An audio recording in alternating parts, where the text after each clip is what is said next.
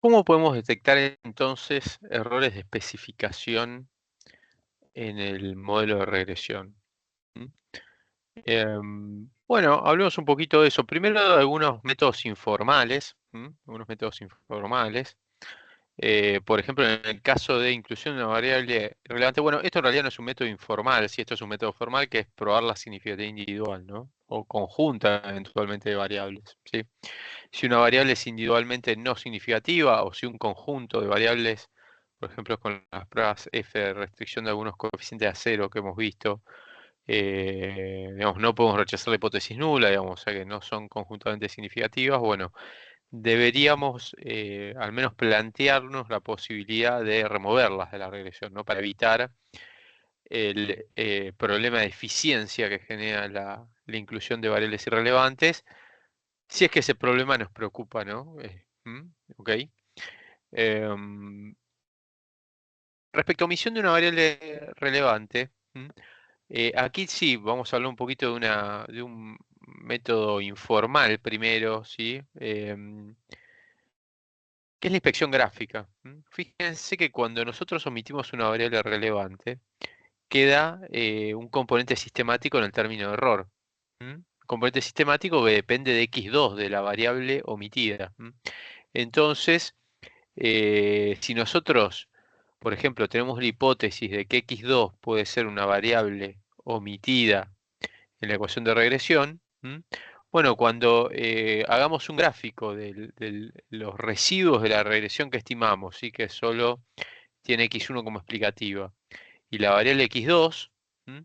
Bueno, vamos a ver algún tipo de patrón sistemático de este tipo, ¿no? Por ejemplo, que los residuos de esa regresión pueden ser explicados por la variable x2, ¿no? Por ejemplo, si beta 2 es positivo, bueno, vamos a ver este tipo de relación entre los residuos, ¿sí? Y x2, ¿sí? Entonces, de vuelta, aquí se nos tiene que ocurrir que la variable x2 es una variable omitida. Si se nos ocurre y hacemos este gráfico, bueno, aquí tenemos un indicio de que efectivamente podría ser una variable relevante omitida. Bueno, si betado fuera negativo, veríamos algo así, por ejemplo, ¿no?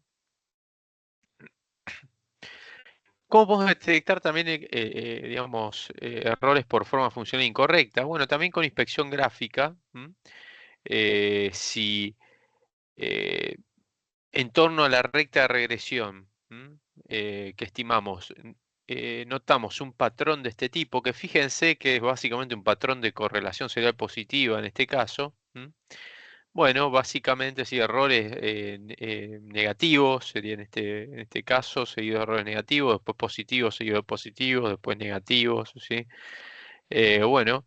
Esto puede ser indicio justamente de que elegimos mal la forma funcional. Sí, fíjense que bueno, esta forma funcional parece más una función logarítmica, por ejemplo, ¿sí?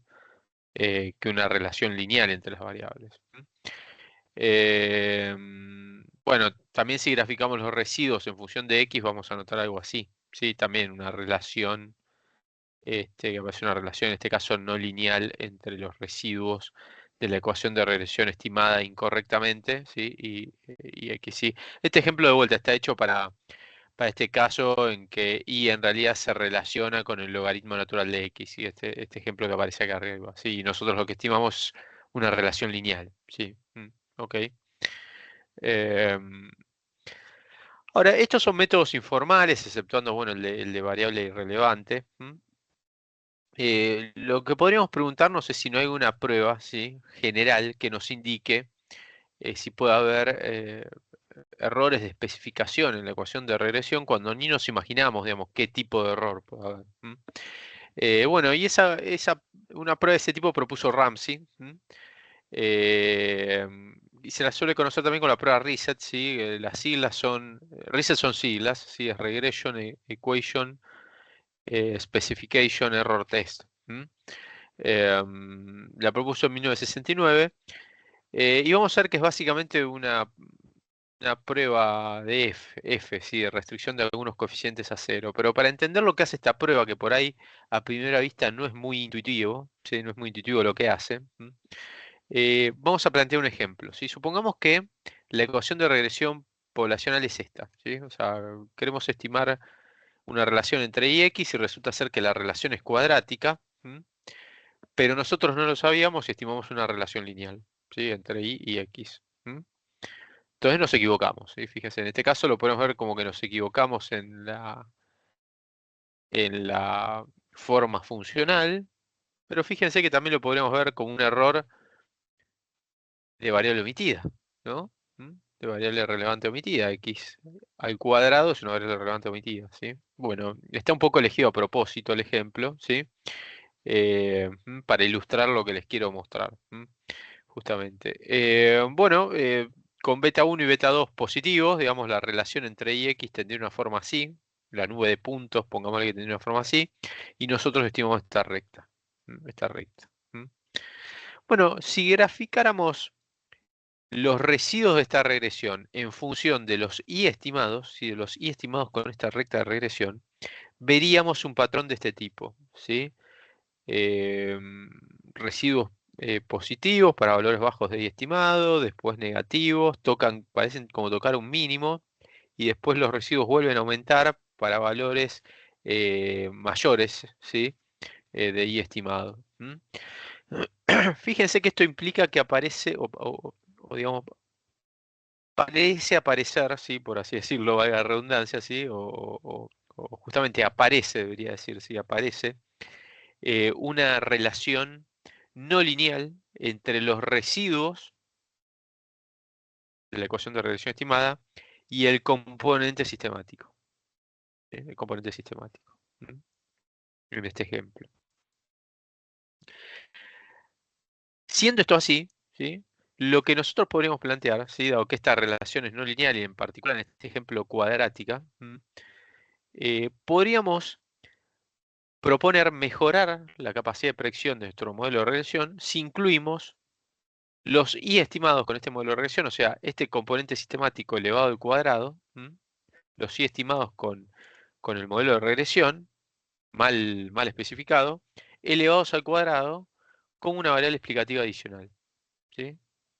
Y en este caso, bueno, eso nos ayudaría a mejorar la predicción de I justamente por este hecho, ¿no? Por esta relación no lineal que aparece entre los residuos y los y estimados, que nos hace pensar que, a ver, los y estimados al cuadrado son como una suerte de variable omitida en esta regresión, ¿sí? Entonces, si los incluimos, bueno, este patrón, digamos, lo vamos a estar contemplando, ¿sí? Este patrón que aparece en el comportamiento de los residuos, ¿sí? Estos sí estimados justamente son los que surgen de ahí, ¿sí? De este componente, de este componente. ¿Sí? Son estos sí estimados acá, perdón,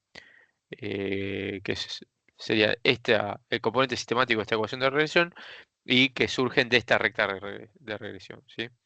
Em, Le sugiero, el libro de Bujarati es una explicación de esto mismo, pero con un patrón un poco más complejo, ¿sí? Si quieren ir a un caso un poquitito más general, sí, que es un patrón, que, si no recuerdo mal, cúbico, ¿sí? Como para ver también inclusive otra explicación, ¿sí? Si no les termina de cerrar esta, ¿sí? O sea que les sugiero verlo también ahí. Pero bueno, en esta intuición, ¿sí? De que cuando cometemos un error de especificación en el modelo de regresión, de esta forma, aparece una relación no lineal entre los residuos y los y estimados con esta ecuación mal especificada, ¿sí? En esta intuición es que se basa la prueba de Ramsey, ¿sí? O prueba reset.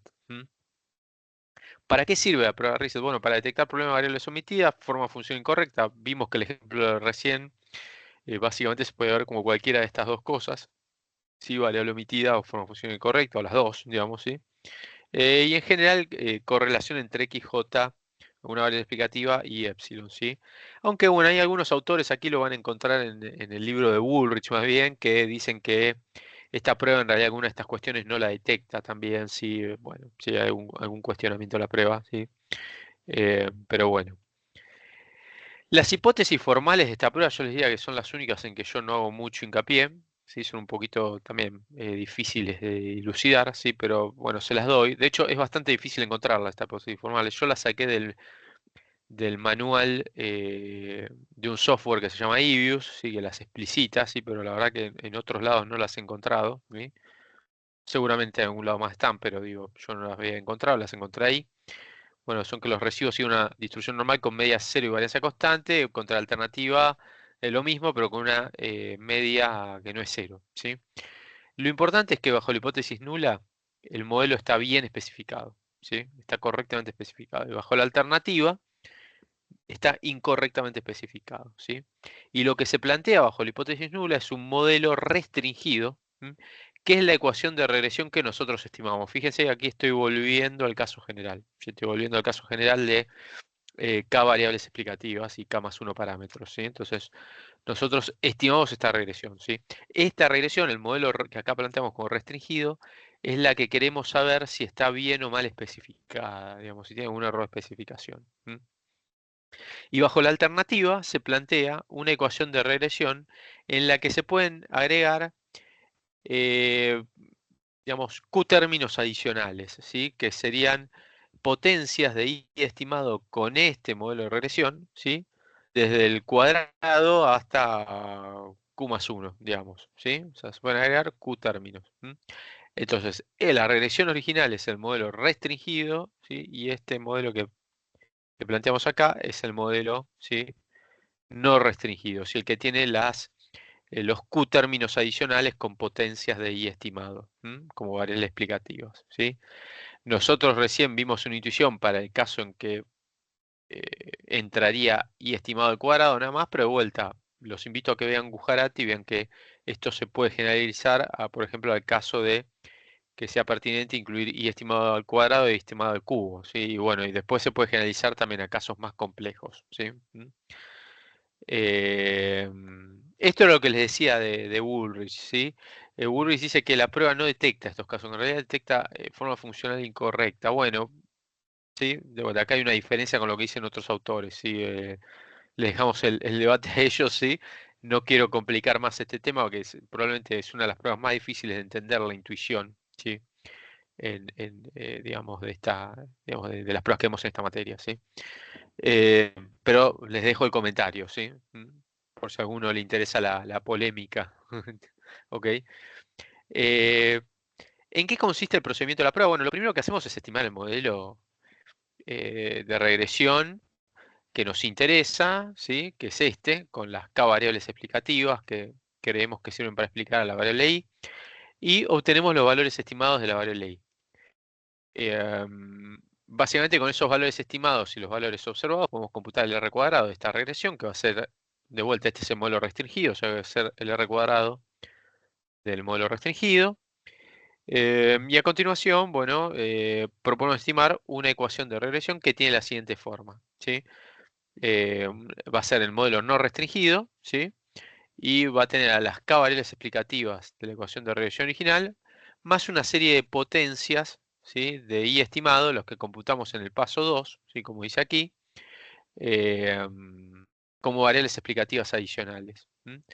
¿Y cuántas potencias incluimos aquí? Bueno, esto es lo que queda a criterio del econometrista, ¿sí? Podemos incluir I estimado al cuadrado nada más, o podemos incluir I estimado al cuadrado y estimado al cubo, o I estimado al cuadrado al cubo de la cuarta, o podemos incluir más potencias, ¿sí?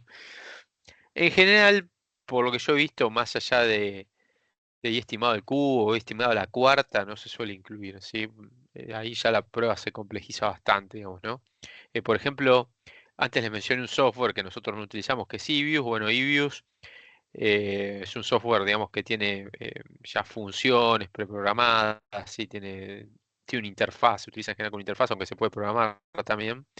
Bueno, en ese software, por default, tiene la opción de incluir y estimado al cuadrado, y estimado al cubo, y estimado a la cuarta, sino más allá de esa potencia, ¿sí? Si quieren hacer algo más complejo, lo tendrían que programar ustedes, digamos, ¿no? Ok.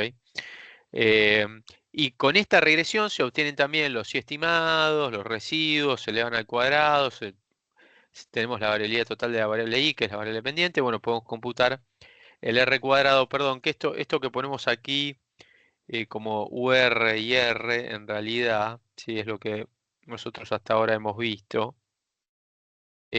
como restringido y no restringido. UR es de unrestricted, ¿sí? Y R es de restricted. Bueno, NR, nosotros lo hemos venido viendo así, ¿sí? Em, y a continuación construimos este estadístico empírico, que es nada más y nada menos, sí, déjenme corregir esto también. Ujú.